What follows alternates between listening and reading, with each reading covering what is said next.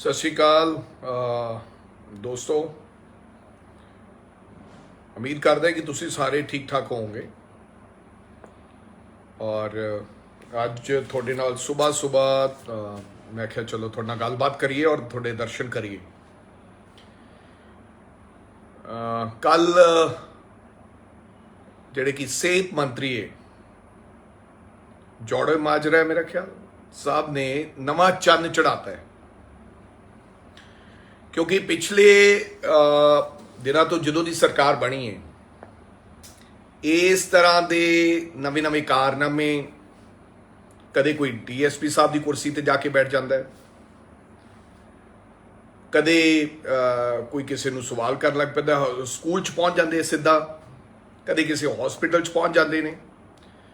और कल साडे सत्कारयोग हैल्थ मिनिस्टर हुणे हुणे नवे नवे बने, क्योंकि हरेक नूं लगता है कि कोई ना कोई नवी आइटम करांगे तां साडी चर्चा होएगी। और कई लोगों को इहो जिहियां चीज़ां चंगियां भी लगदियां हैं। मेरे दोस्तों को मैं कल देख रहा सी, कुछ लोगों ने कहा कि बड़ा यार घैंट मंत्री है। सो क्योंकि 5 मिनट लिखते लगते मंजे ते बैठिया लिखन लग्या बल्ले बल्ले चक ते फटे। पर जो कल होया वो बहुत माड़ा होया, मैं उसकी निंदा करदा। वो निंदा इस करके गल कर रहे हैं कि एक 73 साल का व्यक्ति जिहड़ा रिटायरमेंट तो बाद जिन्हों सरकार छड्डना नहीं चाहती, इस दे बावजूद भी लोक सेवा दे वास्ते हाजिर है, लोगों के भलाई वास्ते हाजिर है। और जो उन्होंने कारनामे मैनू पता है, जो उन्होंने काम किए गए वो दुनिया की, देश की, पंजाब के लोग, हर बच्चा बंदा व्यक्ति शलाघा करता है डॉक्टर राज बहादुर जी की। और मैं समझदा किसी दे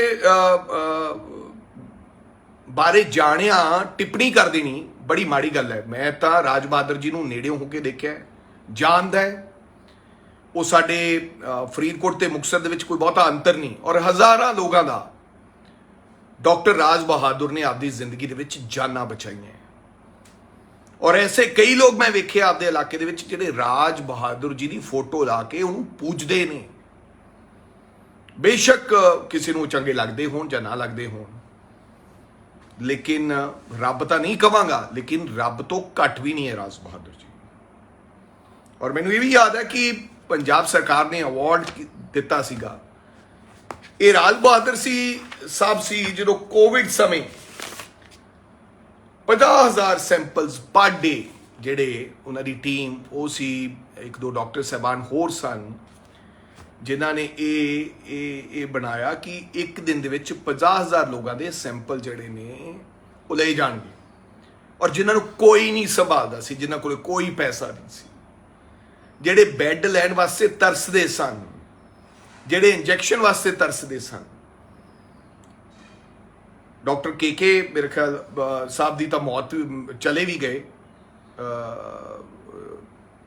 पहला शायद कई डॉक्टर साहबान चले गए उन्होंने नाल जिहड़े काम करते सन, होर जिन्हों ने इस कोविड के दरम्यान आपदियां जानां दित्तियां, आपदी जान की परवाह ना करदे होए। एक 73 साल का व्यक्ति बिना खौफ तो कोविड के मरीजों की देखभाल करता रहा। मैं सलाम करदा डॉक्टर राज बहादुर जी नूं। और कल का जिहड़ा इंसीडेंट सीगा, बड़ा गुस्सा आया होना है मंत्री साहब नूं, पर मैं मंत्री साहब नूं ये कहना चाहना है और जनता नूं भी कहना चाहना है, मेरे साथियों नूं जिहड़े कहंदे बल्ले बल्ले बल्ले। एक सिस्टम है, हुण तां मिनिस्टर तुसीं ने, थोड़ी सरकार ने 5-6 महीनों की। कई बार ये भी कहा जाता है कि बाहरलियां दवाइयां ना दिओ। पहला थोड़ा फर्ज बनता है कि हर हॉस्पिटल दे विच मुकम्मल इंफ्रा दी तुसी लिस्ट मंगाओ, और लिस्ट मंगा के सारियां चीज़ां पूरियां करो, चाहे वो दवाइयां है, चाहे वो बिस्तर है, चाहे वो गद्दा है, चाहे वो बैड है। ये सरकार ने लेके आना है, ना कि राज बहादुर जी की जिम्मेदारी है। सरकार उन्होंने पैसा देवे, सरकार प्रक्योर करे ये समान देवे, तो ਜਾਂ फिर एक होर दूजा तरीका उन्ना चिकर डॉक्टर साहबान कोई हस्पताल च मरीज ना देखन जिन्ना चिकर इंफ्रास्ट्रक्चर पूरा नहीं हो जाता। बेशक गद्दा गंदा होएगा, मैं तो कई सालों तो वेखता आ रहे हैं सरकारी हस्पतालों के विच इंफ्रास्ट्रक्चर नहीं है, ये कोई कथनी नहीं है, लेकिन ये जिम्मेदारी राज बहादुर जी नहीं, तुसी उन्होंने पैसा दिओ ਤੇ ਉਹ ਇਹਨਾਂ ਮੈਡੀਕਲ ਯੂਨੀਵਰਸਿਟੀਜ਼ ਦੇ ਵਿੱਚ ਜਾਂ ਹਸਪੀਟਲ ਦੇ ਵਿੱਚ ਜਾਂ ਸਾਡੀਆਂ ਡਿਸਪੈਂਸਰੀਜ਼ ਦੇ ਵਿੱਚ तमाम ਇਨਫਰਾਸਟ੍ਰਕਚਰ ਲੈ ਕੇ ਆਉਣ। ਮੈਨੂੰ ਪਤਾ ਹੈ ਕਿ ਜਦੋਂ ਗਾਇਨੀ ਦੀ ਡਾਕਟਰ ਡਿਲੀਵਰੀ ਕਰਦੀ ਹੈ ਤਾਂ ਉਹਦੇ ਕੋਲੇ ਗਲਵਜ਼ ਵੀ ਨਹੀਂ ਕਈ ਵਾਰੀ ਹੁੰਦੇ, ਇੰਨਾ ਮਾੜਾ ਹਾਲਾਤ ਹੈ। ਕਈ ਆਪਰੇਸ਼ਨ ਥੀਏਟਰ ਜਾ ਕੇ ਦੇਖੋ, ਪੂਰੇ ਕਸਬੇ ਦੇ ਵਿੱਚ, ਤੁਸੀਂ ਮੁਹੱਲਾ ਕਲੀਨਿਕ ਦੀ ਗੱਲ ਕਰਦੇ ਹੋ, ਕਈ ਇੱਕ ਹਸਪਤਾਲ ਵੀ ਜਿੱਥੇ ਕਿਸੇ ਗਾਇਨੀ ਦੀ ਡਾਕਟਰ ਨਹੀਂ ਹੈ। और यही शायद चक्कर रहा कि डॉक्टर सानू आके ज्वाइन नहीं करते। शॉर्टेज ऑफ डॉक्टर्स पहले ही बहुत ज़्यादा है, वो आपकी प्राइवेट प्रैक्टिस करना चाहते हैं। और अज भी मगरली सरकार साडी भी, उस तो पहले वाली सरकार भी, होने वाली सरकार भी 6 महीनों की सब तो प्रायोरिटी ये है कि मैं समझना स्कूल्स तो भी ज़्यादा प्रायोरिटी ये है कि असी डॉक्टर्स नू पहला ਜਿਹੜੀ ਹਰ ਹਸਪੀਟਲ ਦੇ ਵਿੱਚ ਜਿੱਥੇ ਡਾਕਟਰਸ ਦੀਆਂ ਜਿੰਨੀਆਂ ਪੋਸਟ ਖਾਲੀ ਪਈਆਂ ਉਹਨਾਂ ਨੂੰ ਭਰੀਏ। ਵਾਰ-ਵਾਰ ਵਿਧਾਨ ਸਭਾ 'ਚ ਵੀ ਸਵਾਲ ਉੱਠਦੇ ਨੇ, ਇਸ ਤੋਂ ਕੋਈ ਕੰਮ ਜ਼ਰੂਰੀ ਨਹੀਂ ਹੈ, ਇਸ ਤੋਂ ਕੰਮ ਪਟਵਾਰੀ ਜ਼ਰੂਰੀ ਨਹੀਂ ਹੈ, ਟੀਚਰ ਇਸ ਤੋਂ ਬਾਅਦ ਚਾਹੁੰਦੇ ਨੇ। ਸਭ ਤੋਂ ਪਹਿਲਾਂ ਕਿ ਅਗਰ ਹਰ ਹਸਪਤਾਲ ਦੇ ਵਿੱਚ ਡਾਕਟਰ ਆ ਜਾਏਗਾ ਤਾਂ ਕਿਸੇ ਵਿਅਕਤੀ ਦੀ ਜਾਨ ਬਚ ਸਕਦੀ ਹੈ। ਤੋ ਲੈ ਕੇ ਆਓ ਡਾਕਟਰਸ। ਔਰ ਇਹੋ ਜੀ ਹਰਕਤ ਕਰਨਾ ਜੋ ਕੱਲ ਹਰਕਤ ਹੋਈ ਹੈ, ਤੁਸੀਂ ਵੀਸੀ ਸਾਹਿਬ ਨੂੰ ਕਹਿ ਸਕਦੇ ਹੋ ਕਿ ਇਹਦੇ ਤੇ ਧਿਆਨ ਦਿਓ। ਫਿਰ ਤੁਸੀਂ ਉਹਨਾਂ ਨੂੰ ਪੁੱਛਣਾ ਚਾਹੀਦਾ ਵੀ ਕਿਉਂ ਨਹੀਂ ਇਹ ਬੈੱਡ ਬਦਲਿਆ ਗਿਆ, ਇਹ ਗੱਦੇ 'ਚ ਕਿਉਂ, ਤੁਹਾਡੇ ਕੋਲੇ ਕੀ ਪੈਸਾ ਹੈਗਾ ਕਿ ਹੈ ਨਹੀਂ, ਕੀ ਕਿਹਨੇ ਲੈ ਕੇ ਆਉਣਾ ਹੁੰਦਾ। ਹੁਣ ਵੀਸੀ ਦੀ ਇਹ ਜ਼ਿੰਮੇਵਾਰੀ ਨਹੀਂ ਸੀ। ਸੋ ਮੈਂ ਸਮਝਦਾ ਕਿ ਬਹੁਤ ਮਾੜਾ ਹੋਇਆ 71 ਸਾਲ ਦੇ ਵਿਅਕਤੀ ਨਾਲ। ਔਰ ਰਾਜ ਬਹਾਦੁਰ ਜੀ, ਆ 32 ਪੇਜ ਹੈ, ਮੈਂ ਕਢਾ ਕੇ ਲਿਆਇਆ, ਡਾਕਟਰ ਰਾਜ ਬਹਾਦੁਰ ਜੀ ਇਹਨਾਂ ਦੇ ਬਾਰੇ ਕਿ ਕੀ ਰਾਜ ਬਹਾਦਰ ਜੀ ਨੇ ਕੰਮ ਕੀਤੇ, ਕਿੰਨੀਆਂ ਡਿਗਰੀਜ਼ ਉਸ ਬੰਦੇ ਕੋਲੇ ਨੇ, ਕੀ ਪੜ੍ਹੇ ਨੇ। 32 ਪੇਜਾਂ ਦਾ ਖਰੜਾ ਹੈ।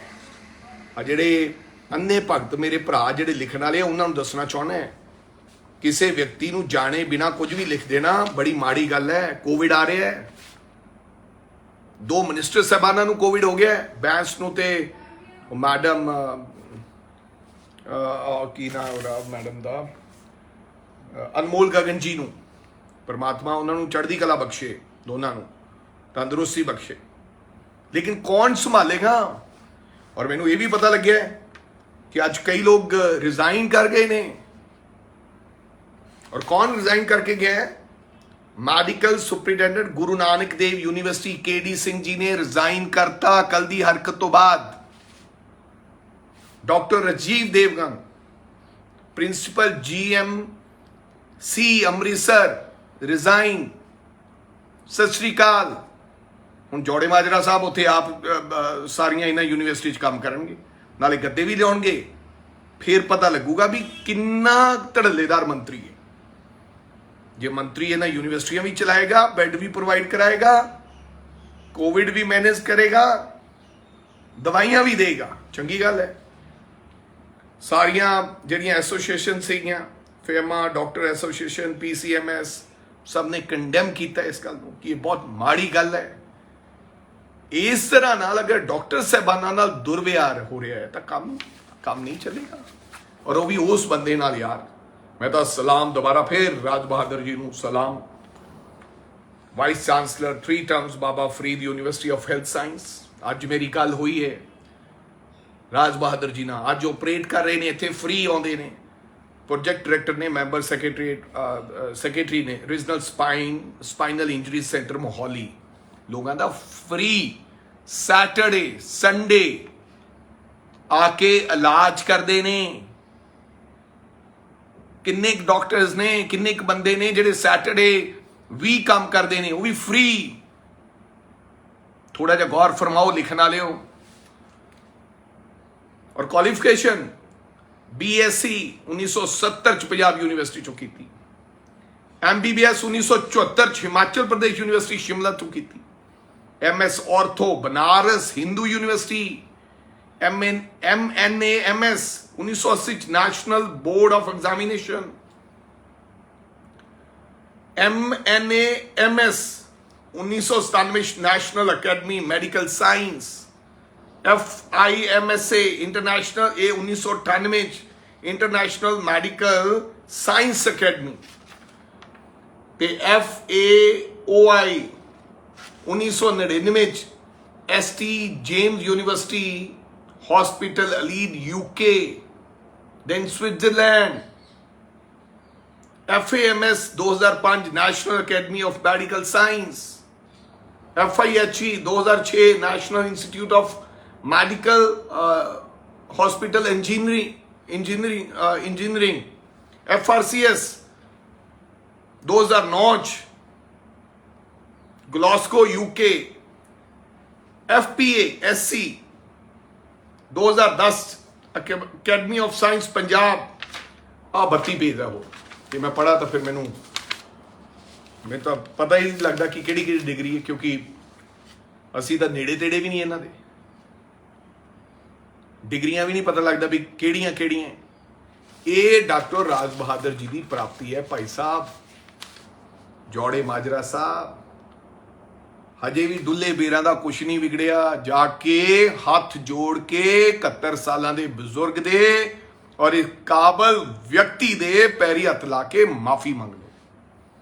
ਲੋਕ ਇਹ ਕਹਿਣਗੇ, ਲੋਕ ਮਾਫ ਜਿਹੜਾ ਮੰਗ ਲੈਂਦਾ ਉਹ ਵੱਡਾ ਹੋ ਜਾਂਦਾ ਉਲਟਾ। ਲੋਕ ਇਹ ਕਹਿਣਗੇ ਕਿ ਯਾਰ ਚਲੋ ਕੋਈ ਗੱਲ ਨਹੀਂ, ਕਈ ਵਾਰੀ ਉਤੇਜਨਾ ਚ ਆ ਜਾਂਦਾ ਵਿਅਕਤੀ, ਅਸੀਂ ਵੀ ਆ ਜਾਂਦੇ ਹਾਂ। ਨਵੇਂ ਮੰਤਰੀ ਬਣੇ ਹੋ, ਉਤੇਜਨਾ ਆਉਣੀ ਵੀ ਚਾਹੀਦੀ ਹੈ, ਚਲੋ ਆ ਗਈ, ਪਰ ਥੋੜਾ ਜਿਹਾ ਵੇਖ ਕੇ ਉਤੇਜਨਾ ਆਪਣੀ ਹਮ ਉਮਰ ਦੇ ਵਿਅਕਤੀ ਨਾਲ ਚੰਗੀ ਲੱਗਦੀ ਹੈ। ਉਤੇਜਨਾ ਬਜ਼ੁਰਗ ਬੰਦੇ ਦੇ ਨਾਲ ਇਹ ਗੱਲ ਚੰਗੀ ਨਹੀਂ ਲੱਗਦੀ ਕਿ ਅਸੀਂ ਫਿਰ ਹਉਮੈ ਰੱਬ ਨੂੰ ਨਹੀਂ ਪਸੰਦ ਯਾਰ, ਮੈਂ ਰੱਬ ਨੂੰ ਨਹੀਂ ਪਸੰਦ, ਹੰਕਾਰ ਤਾਂ ਪਸੰਦ ਹੀ ਨਹੀਂ। ਸੋ ਮੇਰੀ ਬੇਨਤੀ ਹੈ ਕਿ ਆਪਾਂ ਆਓ ਸਾਰੇ, ਮੈਂ ਨਹੀਂ ਕਹਿੰਦਾ ਕਿ ਤੁਸੀਂ ਵੀ ਚੰਗੇ ਇਨਸਾਨ ਹੋ ਸਕਦੇ, ਲੇਕਿਨ ਕੱਲ ਵਾਲਾ ਤੁਹਾਡਾ ਜਿਹੜਾ ਵਤੀਰਾ ਸੀਗਾ ਉਹ ਗਲਤ ਸੀਗਾ, ਚੰਗਾ ਨਹੀਂ ਸੀਗਾ, ਲੋਕਾਂ ਨੇ ਸਲਾਹਿਆ ਨਹੀਂ।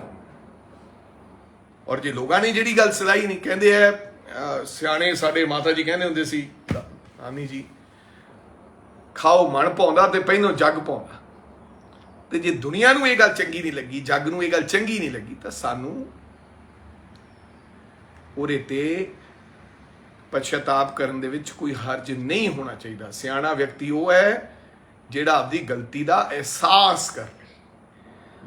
ਇਹ ਗੱਲ ਅਗਰ ਤੁਸੀਂ ਕਰੋਗੇ ਤਾਂ ਇਹਦੇ ਨਾਲ तमाम ਡਾਕਟਰ ਸਾਹਿਬਾਨਾਂ ਦੇ ਮਨ ਵਿੱਚ ਇਹ ਗੱਲ ਜਾਏਗੀ, ਕਿਉਂਕਿ ਕਈ ਵਾਰੀ ਗਲਤੀ ਕਿਸੇ ਤੋਂ ਵੀ ਹੋ ਸਕਦੀ ਹੈ ਕਿ ਨਹੀਂ ਯਾਰ, ਗਲਤੀ ਦਾ ਅਹਿਸਾਸ ਕੀਤਾ ਔਰ ਵੱਡਾਪਨ ਤੁਹਾਡਾ ਨਜ਼ਰ ਆਏਗਾ ਇਸ ਗੱਲ ਦੇ ਵਿੱਚ, ਛੋਟਾਪਨ ਨਜ਼ਰ ਨਹੀਂ ਆਏਗਾ, ਵੱਡਾਪਨ ਨਜ਼ਰ ਆਏਗਾ।